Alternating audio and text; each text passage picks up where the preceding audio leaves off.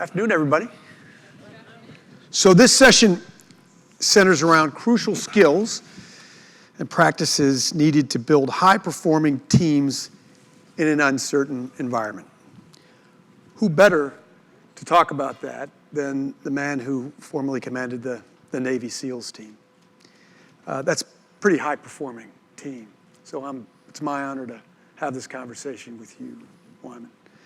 Let's start off by talking about your career. So you not only became a Navy SEAL, but you rose the ranks to command them. How does that happen? What does your career look like, and how do you ascend the ranks in order to get a leadership position like that? Well, thank you for having me with your team.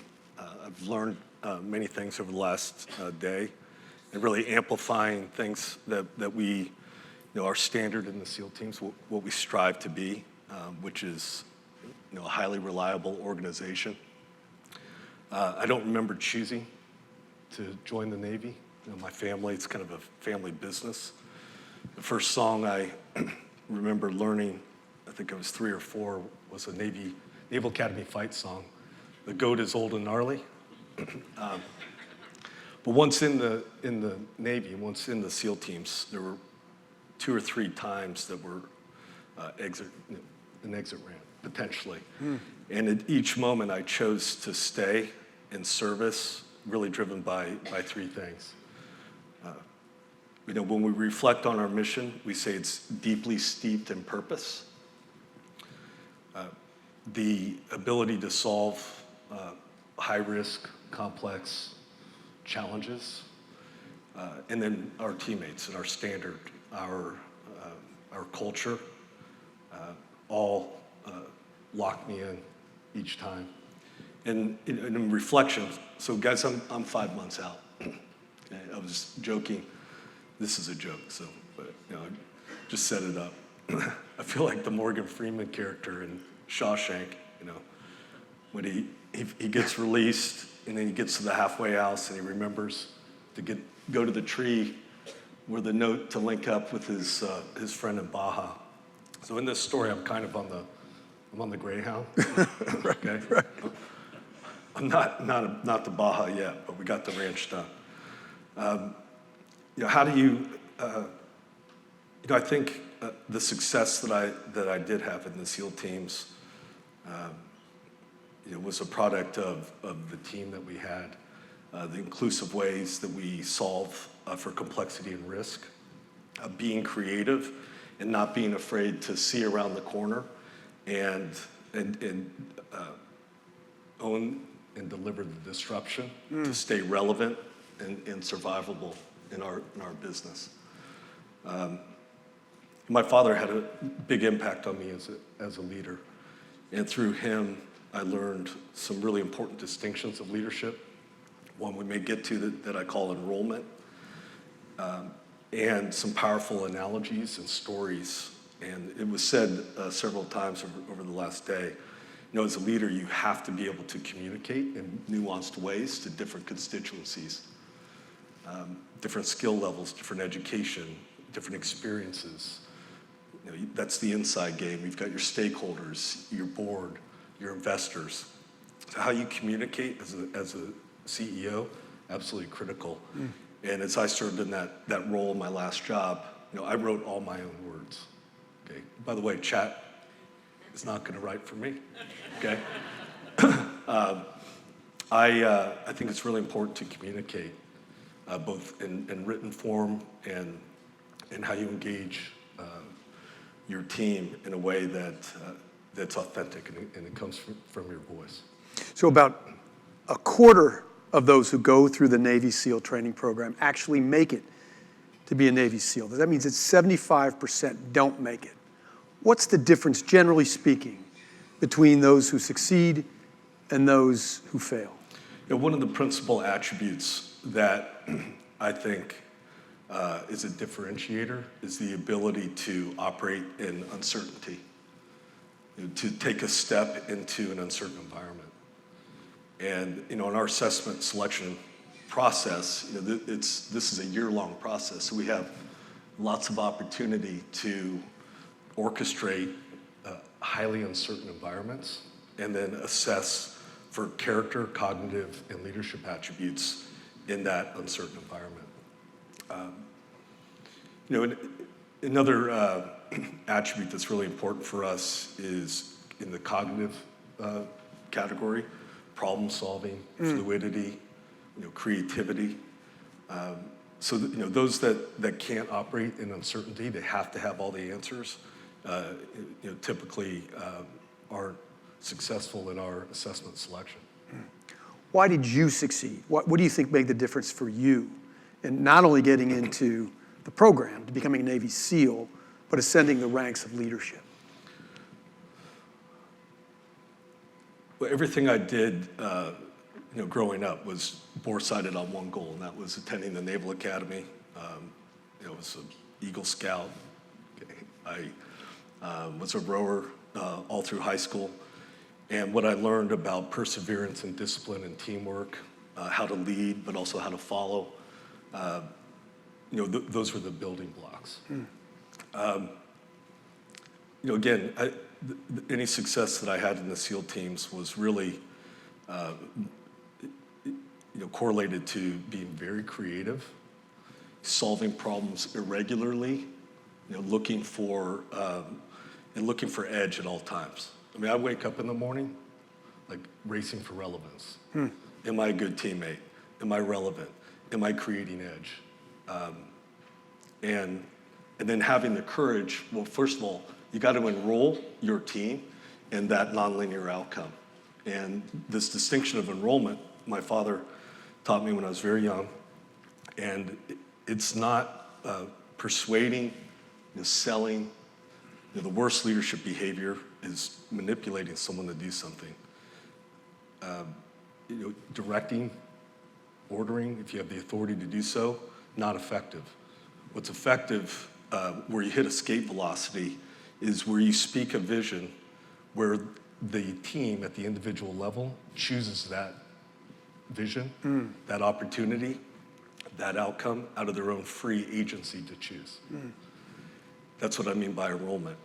And when I say nonlinear outcomes, an outcome that may not have any or little evidence in the current environment that it's even possible.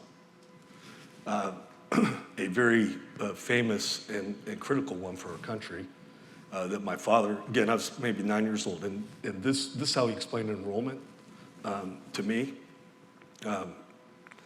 is Martin Luther King, I have a dream speech. Right? He's speaking a dream and an outcome that if you look around, right, is it possible? And he enrolled a nation, I would argue. I mean, and this last conversation we had is so critical because of the work that is urgent that we must all do there. So that's what I mean by enrollment, and I think I was effective at seeing around the corner, looking for the nonlinear outcomes, enrolling the team, and then delivering on it. And you can deliver on those outcomes when the team, the mass of the team, chooses the vision out of their own free will to choose. So I want to delve into leadership, but before I do, we've heard a couple of things today. One, I just attended a session on mindfulness, and we heard about self-care earlier today.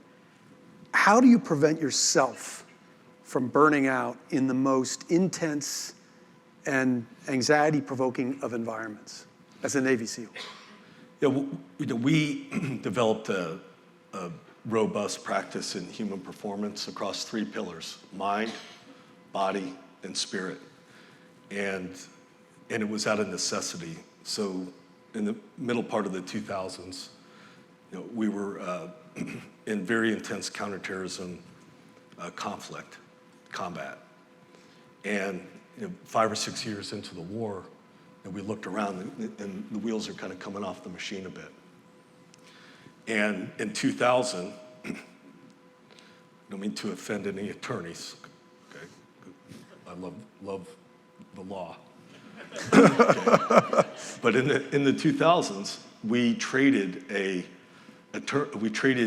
were finally going to get a chaplain, so a spiritual advisor at our unit. And we traded that position for another attorney. I call it the deal with the devil. Okay, and 5 years into the war, we look around and where's the chaplain? Oh yeah, you remember we traded that for another attorney like 5 years ago. So we went to high alert to partner with both inside and outside of the government, academia, professional sports teams, the U.S. Olympic team, and we put a practice together across those three pillars, and we made it real with integrated teams of psychiatrists, psychologists, marriage and family life coach, social worker, nutritionist, strength coach, physical therapist, in an integrated team. And then we started to extend those resources to families. So, as you all think about retention, it all starts at home. Effective family, effective teammate. And, the metrics, it sounds like a cost center, guys. And I would encourage you not to think of it that way, because it's, we've seen the impact.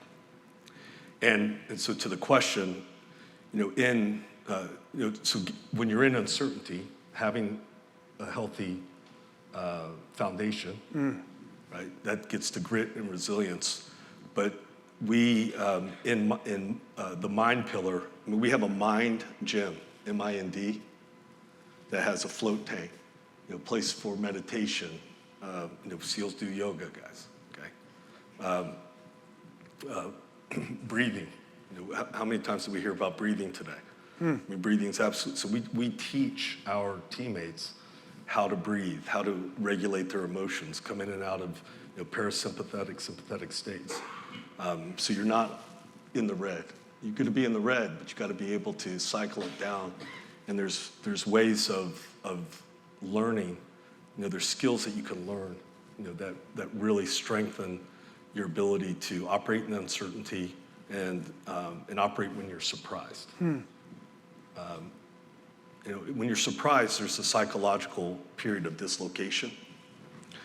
And so this gets the resilience. The more that you think about those scenarios, for our team, we would always be thinking, what's missing, what's missing, what's missing, what's missing, what's missing, constantly. Red teaming, thinking through scenarios and what our response might be. So then when you are surprised, that period of dislocation is shorter. And you're able to operate inside of it. Take a punch, be accountable for a failure, and learn fast. Turn the page, always forward. Mind, body, spirit, which of those was most challenging for you? For me personally? I think, the mindfulness pillar is the most challenging. It requires a tremendous amount of personal discipline and to be engaged in a practice and not be distracted. We really worked hard. That's why I said the mind gym. I mean, picture having, in your headquarters, a place for mindfulness. And I would begin to structure that into my flow. So as the commander of a SEAL team, I would know what a float tank is. You float in sensory deprivation. So I'd float for a full hour every week. And it's on the schedule.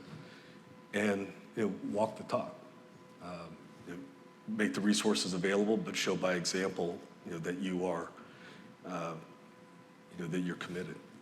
So it's one thing to have best practices around these things, Wyman. But how do you build a culture? How do you coalesce a culture around this such that all your team members feel camaraderie and feel, because that's absolutely vital to the success of this operation, the fact that you feel like a team. How do you do that? How do you build that culture? Well, deeply steeped in purpose mission, that's a great start. I mean, when you have a mission, and I think the challenge in the private sector for, at times, is connecting the team to that deeply steeped in purpose outcome. May HEB, I would say, easy to do, okay? But how you tell that story, where the team connects the dots, and they see they're acknowledged and understand what outcomes are we delivering, what's the impact. And we were talking about it last night, with Kaz. One of the things that I think in the private sector we could do better is build in philanthropy into the deal side as a revenue generator, not as a cost center, right? Engaging in the communities kind of is the trickle down. It's like the last thing that's thought of at times. HEB, I think, is a different example of that in a very positive way. But where you're maybe struggling as a team, we make a lot of revenue, but what's that real purpose? Structuring in on the deal side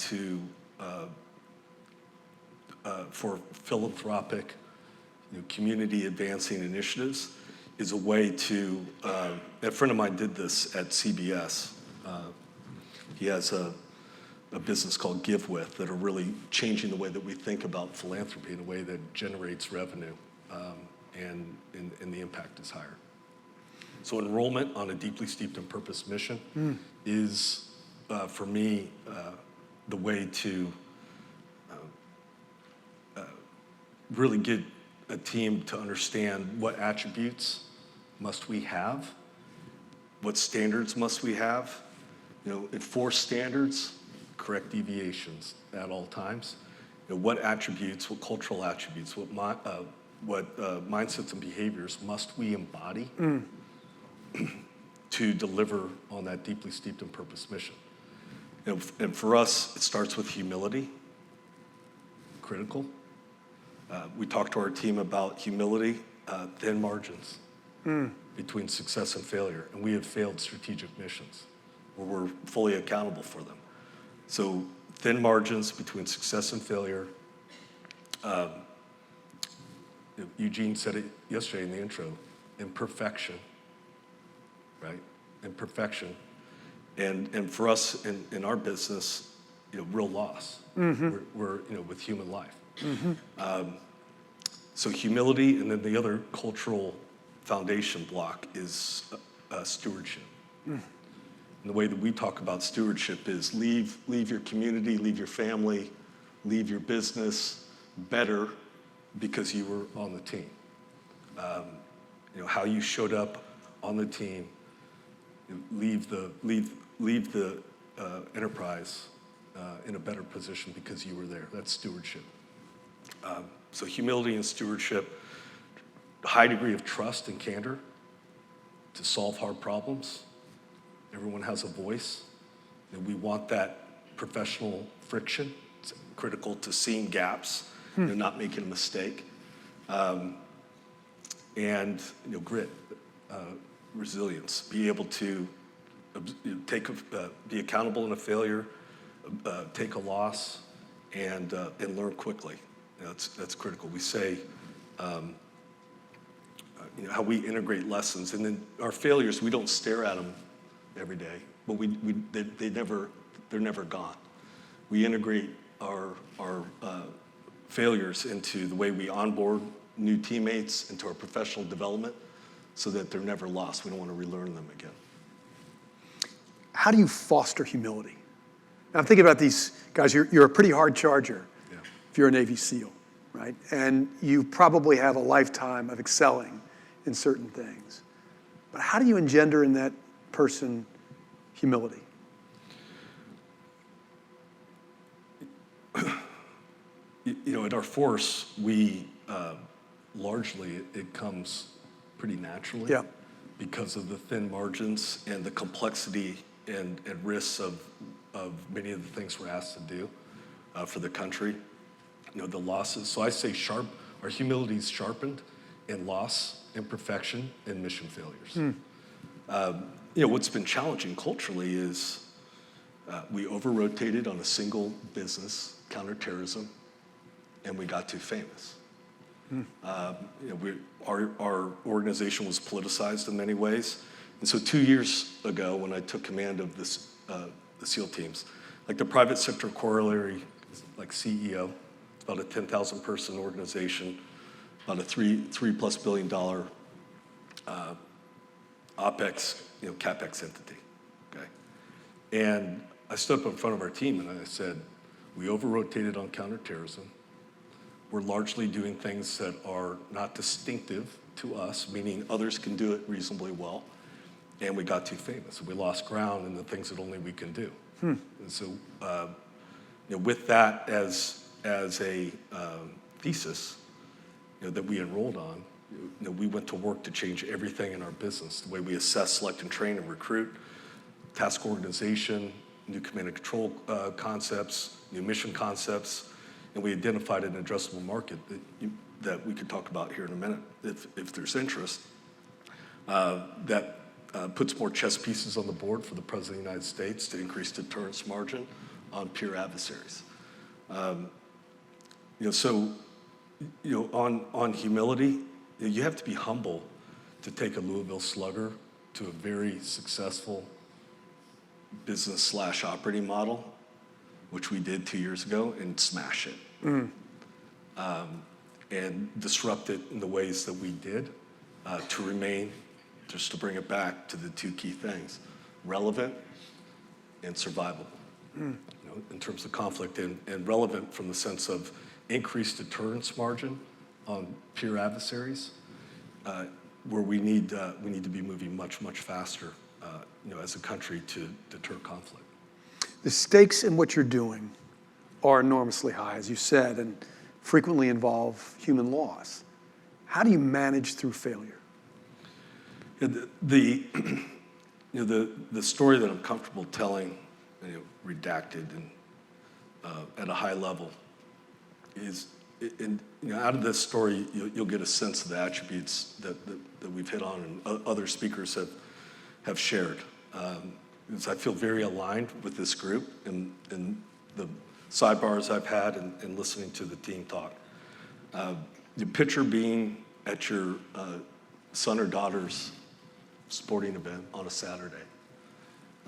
That's where I found myself as a commander of a SEAL team about 10 plus years ago. Urgent call to work, lead the game, straight into the compound where we bring our team together. We're tasked by the President of the United States to go 8,000 miles to rescue an American woman and a 6-year-old Danish citizen. Make a initial plan, load up our transport craft. Within hours, we launch. Multiple refueling in air, so we never touch Earth until we're 8,000 miles away. We land at a staging base where we were pulling 1,000 people from the United States and other places to converge to support putting 25 of my teammates out of a plane at about 25,000 feet with the oxygen mask, to parachute into the middle of nowhere to rescue an American citizen. And when we were given the execute authority for the mission, it's on the State of the Union. So think about political risk for a very strategic level special operations mission. Political risk, strategic risk. State of the Union.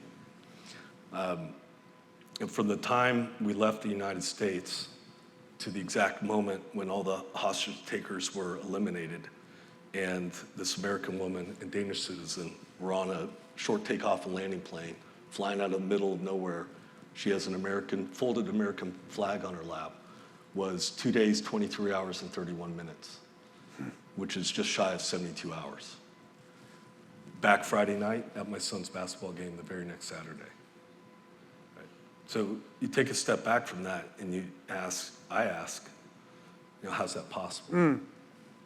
Deeply steeped in purpose, mission, an enrolled team on nonlinear outcomes, high degree of trust and candor, with grit and resilience. And the grit comes through here because a year before this mission, on a similar mission to rescue a British woman, the actions on the target tragically, our actions on the objective tragically resulted in her loss. And so in that mission, there was unit and individual accountability for the failure. We rip apart everything that we do, both good and bad, to understand at a deep level what went right that needs to happen again, what went wrong that we need to urgently fix. We integrated those lessons. And then when you fail, you have to earn trust and confidence back of your board, of your team, of your investors, of your customers. So we had to rebuild trust and confidence all the way up to the Oval. And a year later, we were given this mission again. So you had that failure. This was actually a really unique 20-month period in that command's history. Because we had the failure that I just described. Then we had a mission that was like landing a man on the moon that everyone's aware of in May of 2011, where we hit this level of fame that's become challenging to our culture. And then we had a mass casualty, just as I was assuming the command position, where we lost a 12th of our command, 22 teammates dead instantaneously in the tragic shoot down of a Chinook helicopter in Afghanistan.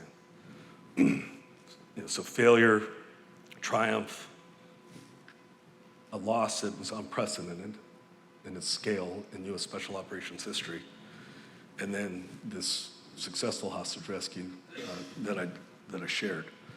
So the highs and lows and just staying as a team steady. I shared with Misty, I think she put it in the deck. This is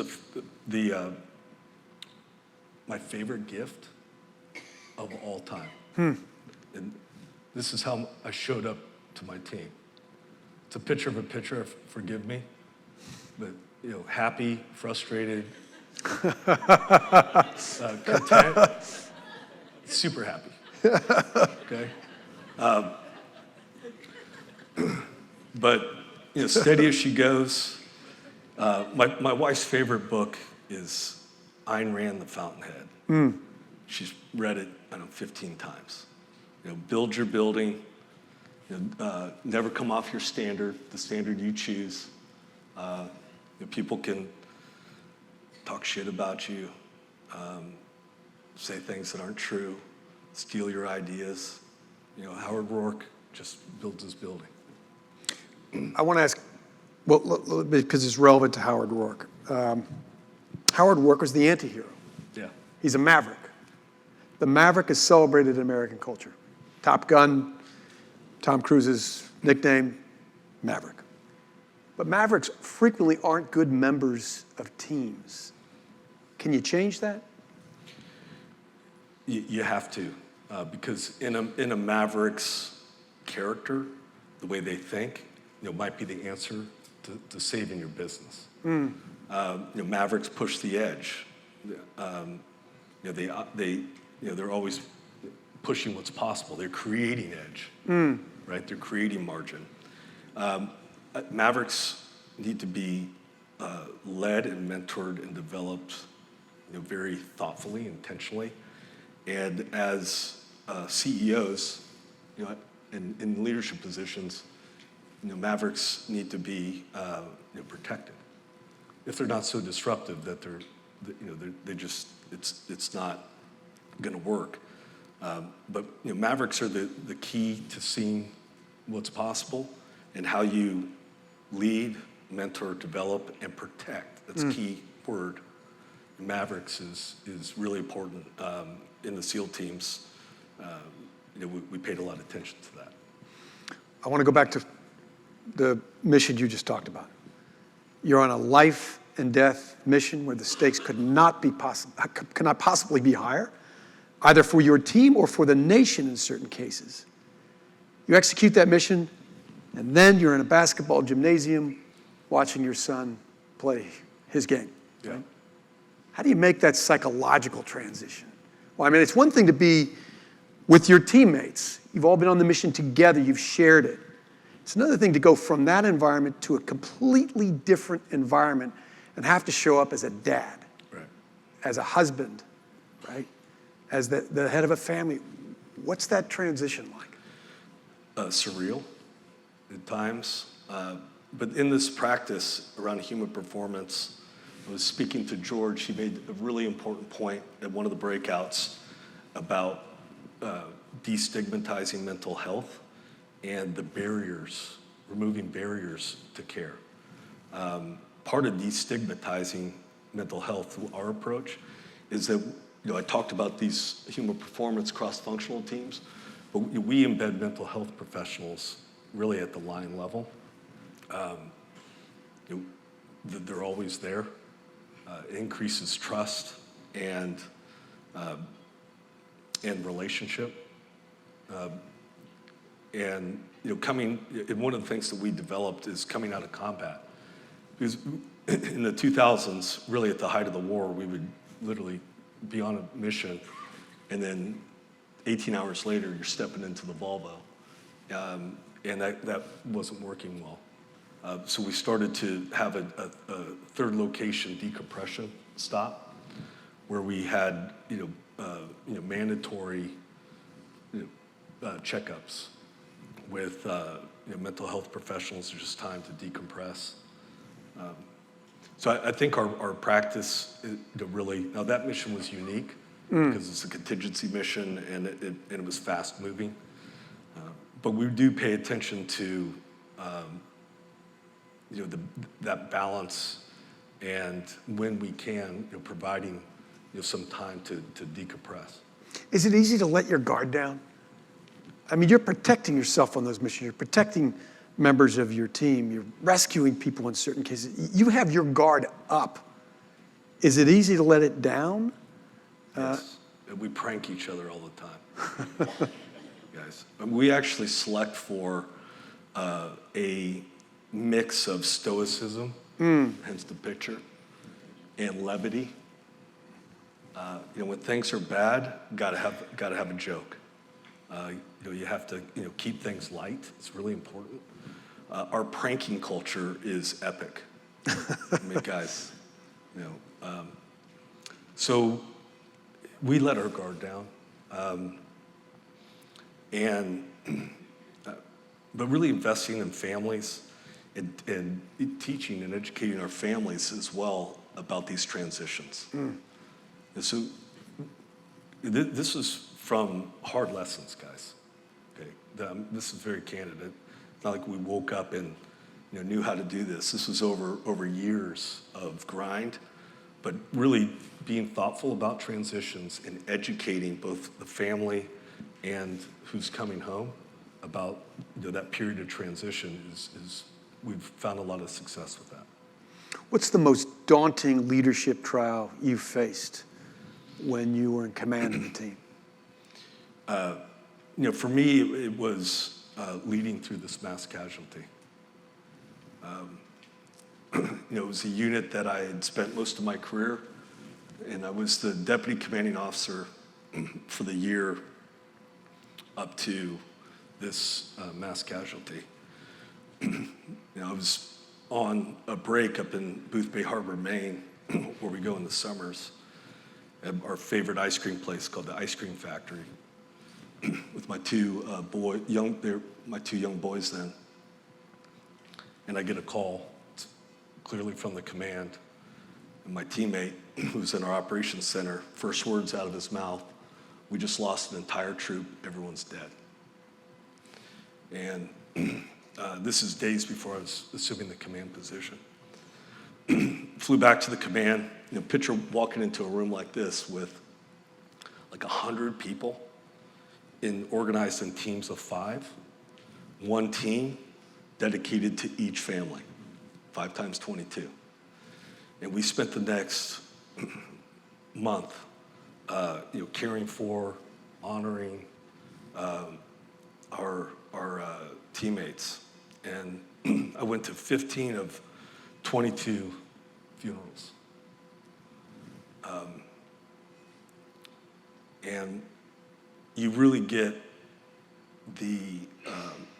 it's the importance of family is so important. And when we had this loss, picture a 60-person element, and a third's gone. And this happened very early in a 4-month-long combat deployment. like within the first 3 weeks. And so many people thought that we're just going to swap out another squadron because we can, very quickly. And we made a decision that I'm very proud of as a team that we were not going to do that. We're going to leave that team in combat for another 3 months while we were honoring and burying, and turning their teammates. They're in combat. So when we made that decision, we brought all the families in to deliver the news, the decision. And it was very, very quiet. And I'll never forget this night. And a gold star means that you've lost a sibling, a husband, a wife in combat. We had a gold star spouse, meaning she had already lost one SEAL husband, remarried. She was the first one. She stood up and she looked at us and she said, "That's exactly right," meaning that's the right decision. It was a really powerful moment because they were leading us, right? The families were. They had our back. And so how we led through that as a team, and how we served our standard, right? We say we have grit, we say we have resilience, we're staying in combat till the mission's done.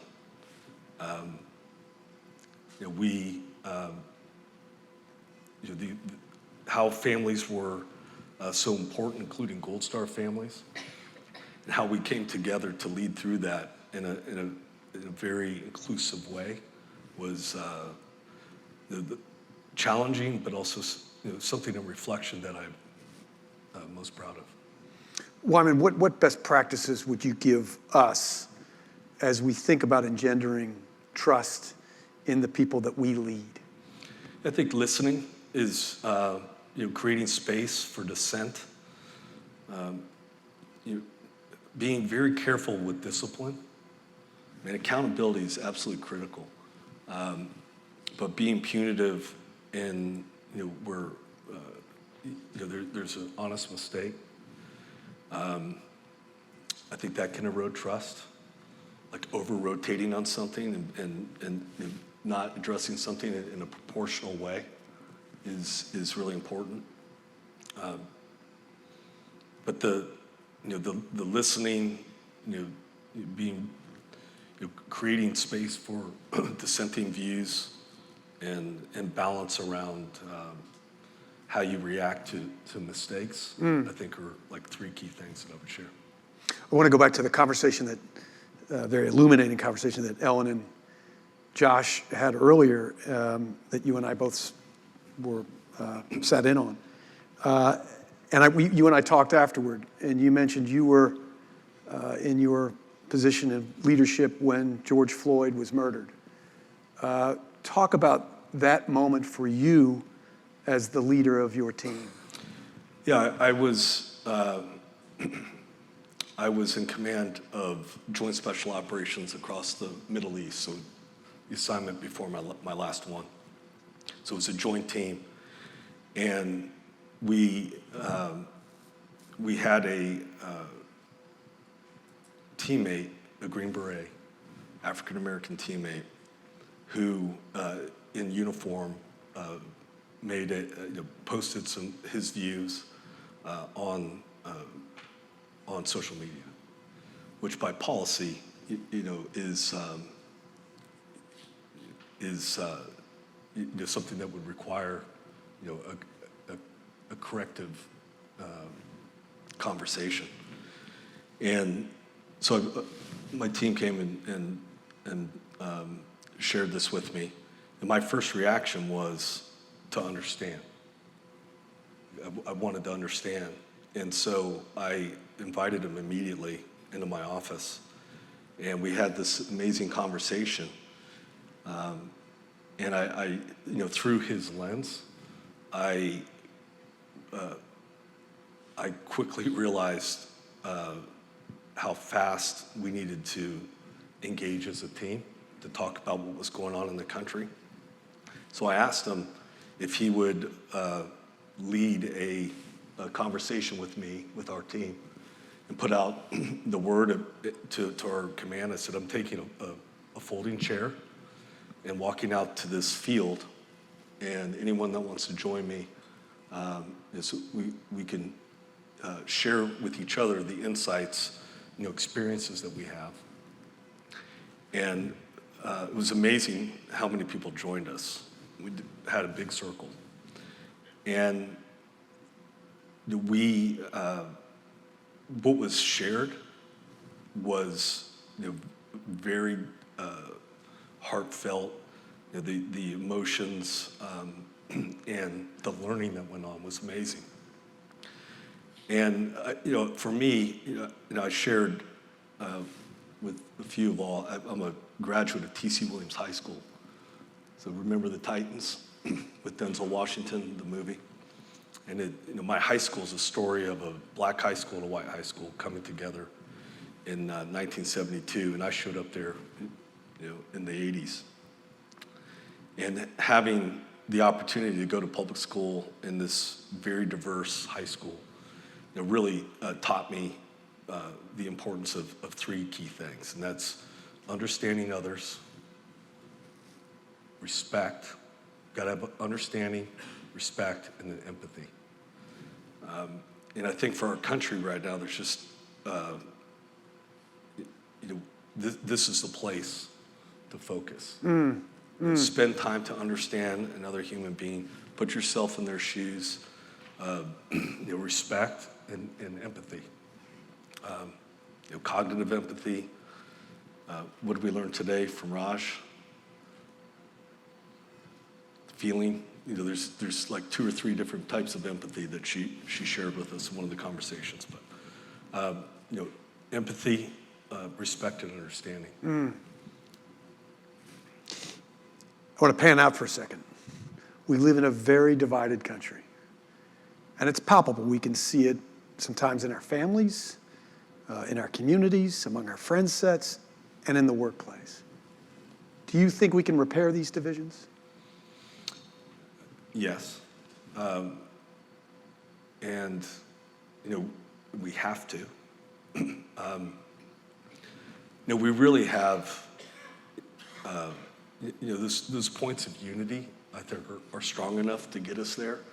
How we talk about and identify those points of unity, I think that's where the opportunity is for the country.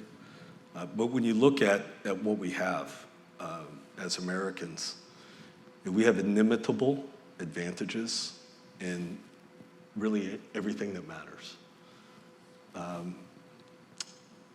Our form of government, the Constitution, Bill of Rights. We have demographic advantages. We have energy, price stability, ag, minerals, water, innovation, fabrication capacity that needs to be revitalized. It's really inimitable advantages across everything that matters. It's like open field running, guys. And the one thing that will hold us back is inequality, okay? And division that comes from inequality and a lack of respect. And I think just not accounting for where our country's made mistakes and being honest about that, but really identifying the places to unify as a country so that we can,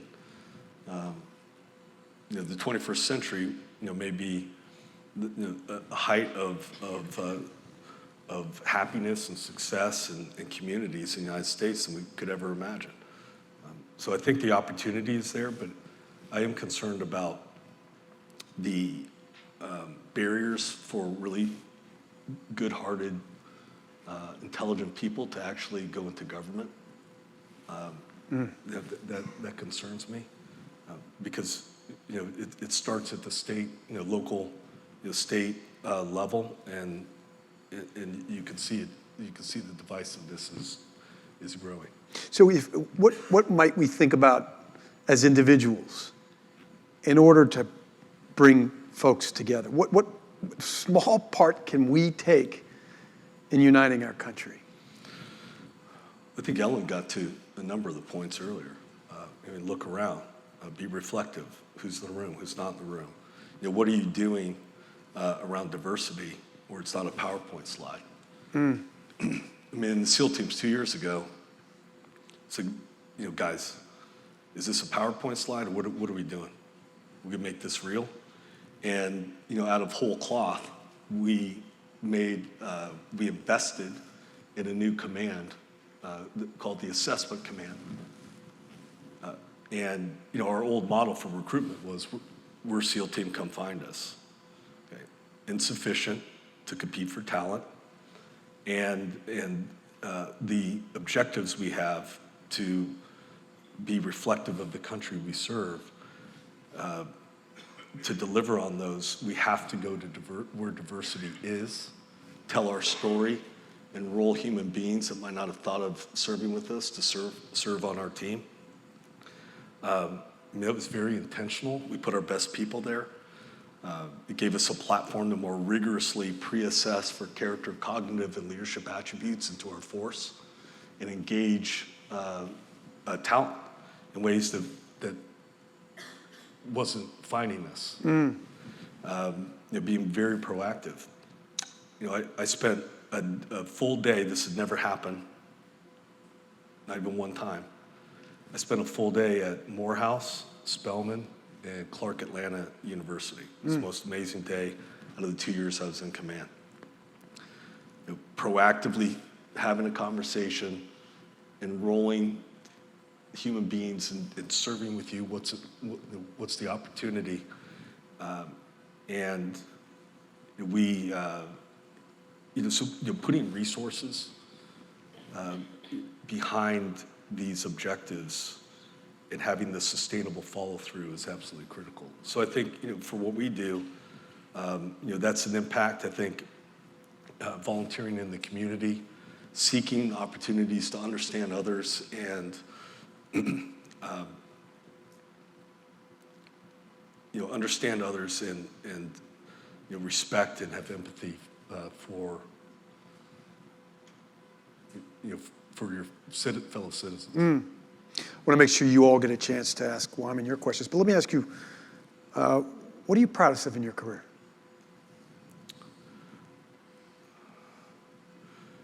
I think really it's the last 2 years. It's a job I never thought I would have. But the way that we courageously ripped apart our business model to offer the nation very strategic levers that increase deterrence is what I'm most proud of. What we delivered was substantive. It was a huge lift. We went after everything in our business, from human capital to task organization, command and control. We raised $3 billion in CapEx in a no-growth budget, which had never been done before. That money came from, this is really hard to do, guys, in the military, okay? Shifting money around. I'm proud at what we left. Stewardship. Leave the fighting position better because you were on it. Your questions for Wyman Howard.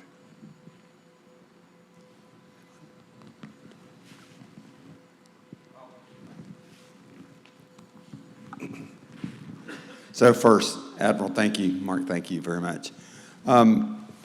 Leadership in uncertain times. So Wyman, if you're the corporate CEO, and we've talked, you're on corporate boards, what's the analogy? What's the similarities that CEOs are facing today with anxious investors and resistant employees? What does it remind you of? And what might you recommend that today's CEOs consider? My view of that role is principally to knock down obstacles for your team. So you need to know what the obstacles are. The way that you relate to the team, you understand all the way down to the line level. You have to seek, I call it perfect knowledge. You'll never get there, but your orientation when you wake up every day is to seek perfect knowledge of your enterprise, identify the obstacles, and then with the resources and authorities that you have as a CEO, knock those things down. Mark and I included this. We weren't sure we were going to use it. It might be appropriate. Okay, guys, this is a nuclear-powered attack submarine. It's like a ship underwater. I want to insult anybody's intelligence.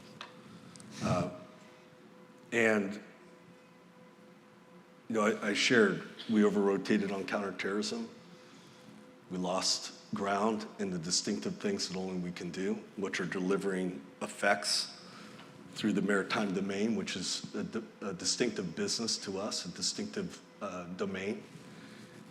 And so this was for a rehearsal for a mission that would be likely considered in the Oval. And it was highly unusual for me to participate as the CEO in the rehearsal. So I'm the second diver, kind of with the fins up, closest to the sail. The submarine's coming at us at about 3 miles an hour. And we're rendezvousing back with the submarine. And that's, you can see the bald head in the middle there, going back into the submarine. Why did I do that? To be present with my team, to understand the complexities and risks of this mission with my own eyes, and be in position to knock down obstacles for them, so that we could mitigate the risks and complexity. Don't ask your team to do anything you wouldn't. Guys, if you're claustrophobic, do not do this activity at all.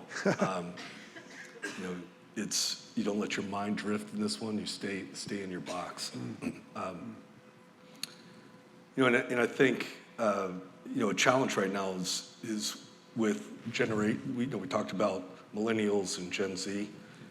Seek understanding, open the conversation, be inclusive in how you set the table to solve problems and empower people. I think are things that you can do.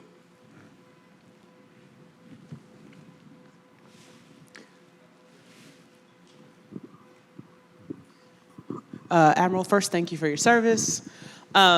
So actually, I have two questions. First, is Emma Pearl enterprising poultry because the cost of eggs are astronomically high? Just wanted to toss that out. If she ever makes eggs, that'd be great. But I was wondering, in terms of watching people go through SEALs, right? Was there anybody, and I know you can't maybe disclose names or anything like that, but maybe somebody who surprised you, like maybe you thought they weren't gonna make it, and then what did they do or how did they overcome that? Great question. The Hollywood or TV depiction of the SEAL is like wildly off. Okay, it's the mind game. I talked about leadership, cognitive, and character attributes.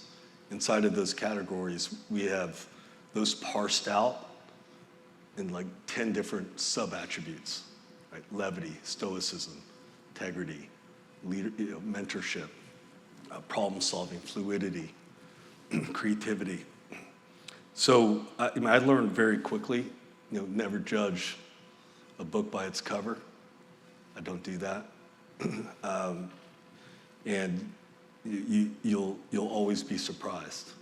And so I think it's important as you operate during the day, just being open to a conversation. It's amazing what you'll learn. Every time I get into an Uber or Lyft, I always, if they're open to it, talk. And I've learned some amazing, amazing stories of resiliency, family, people working hard. So yeah, never judge a book by its cover, and it's heart and head and heart.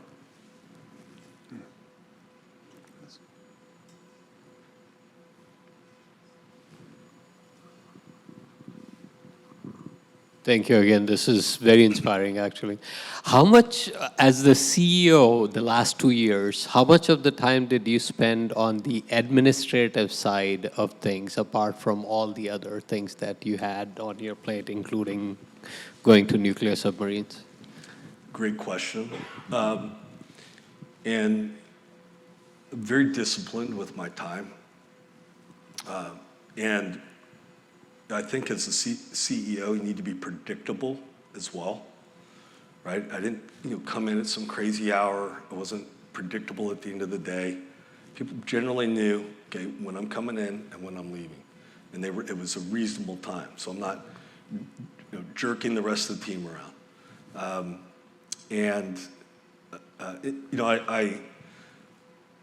I studied in business school. So I studied in Chennai, India, Shanghai, Paris, New York, and London over 2 years with a very international cohort that represented 32 countries, okay, and very few Americans. And the biggest, this was before I went and commanded this SEAL team, which you may have heard of because we got too famous. And the biggest impact was in Paris. My brand management and marketing professor was the former CEO of Louis Vuitton. Okay. We had to read his book called The Luxury Strategy and write about your business as a luxury, which is very counterintuitive, at least for me. It was, okay? I brought those distinctions back to SEAL team. If you're luxury, you're timeless, you never go out of style. How do we bring that back? You innovate. I'm always fighting for my back. Love to, okay? Always fighting from your back, seeking edge, innovation. Build a little, test a little, learn a lot, do that fast. Create edge. You're timeless. Authenticity, own your accountability. Be authentic to your standard, to yourself. Authenticity. And then this was the counterintuitive distinction, priceless, right? You're never on sale, right? And then in the SEAL teams, we commoditized we commoditized the SEAL teams in many ways. We grew it in a way where we accumulated leadership failure risk. We were largely on a mission set that wasn't distinctive to us. I've already described that. And we literally turned the rudder 180 degrees, and that's what that demonstrates. Day one, I looked at my team, I said, you will never see a 5% discount sign, 10% on my chest. It'll never happen. And so back to disciplining your time, I was very careful with how I allocated my time, who with, and it was principally locked. I love, soft stuff is the hard stuff, or, pay attention to the soft stuff. I paid attention to that. Paid attention to internal, external communications, and of course, above all, the strategy and the vision. And then the mentorship of the team as we iterated along to deliver on the vision. I think we're just about out of time, but let me just, do we have time for one more question? One more question. Yes, sir.